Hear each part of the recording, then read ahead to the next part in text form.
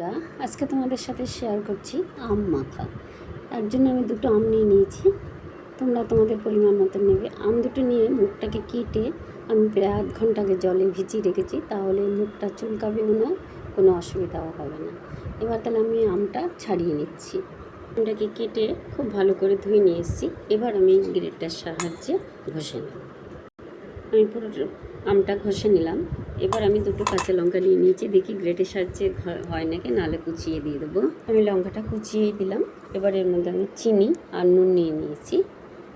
এর মধ্যে আমি এক চামচির একটু কম সর্ষে বাটা দিলাম।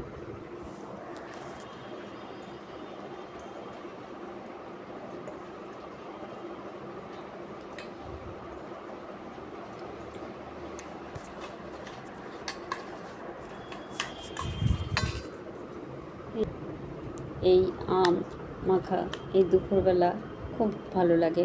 এই গরমে মানে ভীষণই ভালো লাগে খেতে। ভাতের সাথে খেতে পারো, এমনি দুপুরবেলা বসে বসেও খাওয়া যায়। দারুণ হয়েছে, মুখ পুরো ছেড়ে যায়। তোমরা এরকম করে খেও। তোমরা চাইলে এর মধ্যে কাসুন্দি দিতে পারো। আমি সর্ষে বাটা দিলাম।